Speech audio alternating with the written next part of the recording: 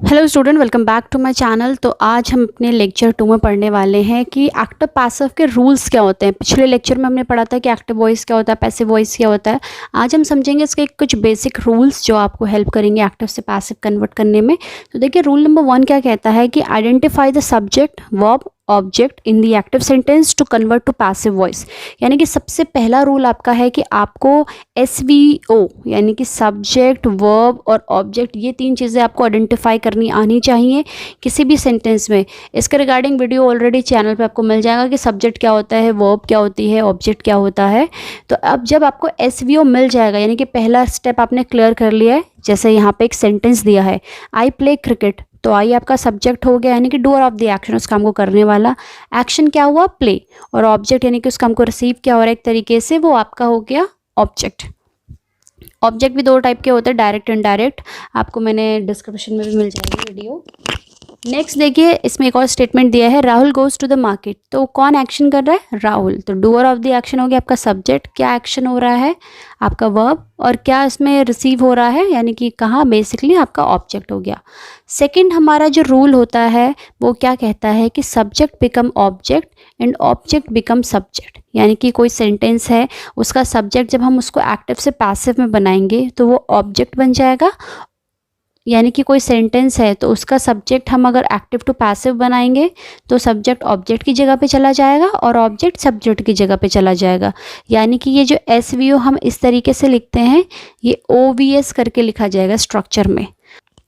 Next rule देखिए क्या होता है कि subject generally preceded by the preposition by. यानी कि जब एक्टिव से पैसिव बनता है तो जहाँ पे हमने सब्जेक्ट लिखना होता है, यानी कि जहाँ पे हमने ये सब्जेक्ट लिखना होता है, इसके आगे हम यहाँ पे बाय भी लिखेंगे। फिर आता है थर्ड रूल, अगर हम सी पार्ट बात करें तो main verb is change into past participle form and it is preceded by the correct form of the verb to be in the passive voice, V3 will be use. यानी अगर आपका अगर active का कोई भी टेंस है जिसमें अगर हम बात करें कि अगर उसमें V2 यूज़ हुआ है, V1 यूज़ हुआ है, तो जब आप एक्टिव से पैसिव बनाएंगे तो उसमें आपका V3 यूज़ होगा। जैसे देखिए यहाँ पे एक स्टेटमेंट क्या है, Priyanka writes a letter. Write आपका V1 है, उसमें S लग गया है, ये सिंपल प्रेजेंट का सेंटेंस है। जब हम इसमें कन्वर्ट करेंगे तो पहला रूल क्या था कि सब्जेक्ट ऑब्जेक्ट बन जाता है। यानी कि प्रियंका सब्जेक्ट है तो ये ऑब्जेक्ट बन जाएगी, ऑब्जेक्ट लेटर है तो ये एक सब्जेक्ट बन जाएगा। तो अ लेटर, प्रियंका ऑब्जेक्ट, इस रूल के हिसाब से।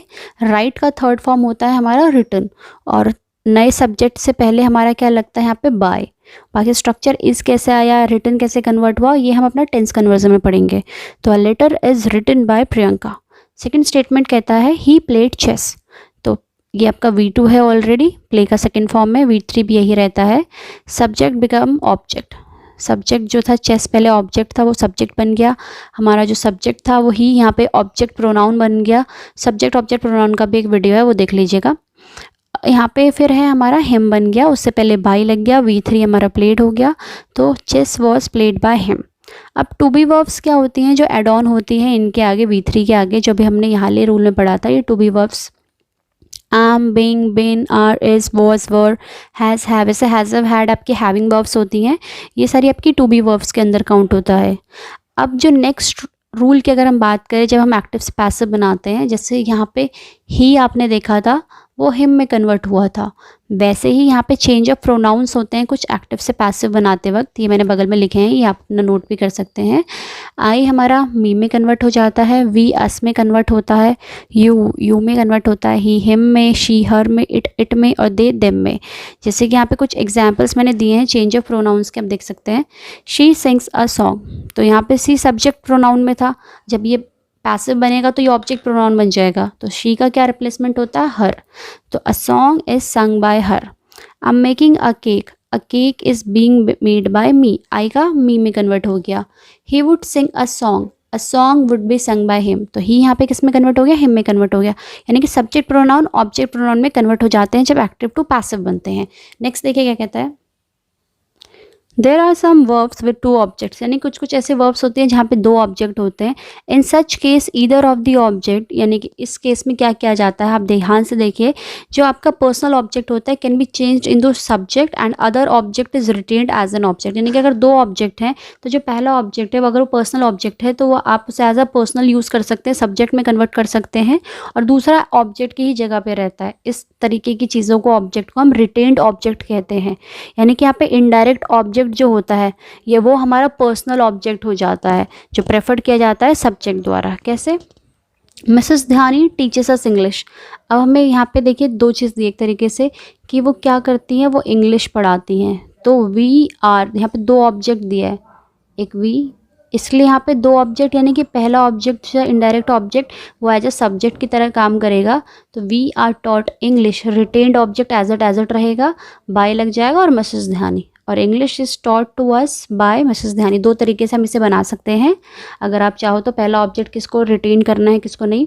फिर they handed him a book, again to object, दो तरीके से आप बना सकते हो। He was handed a book by them, a book was handed to him by them.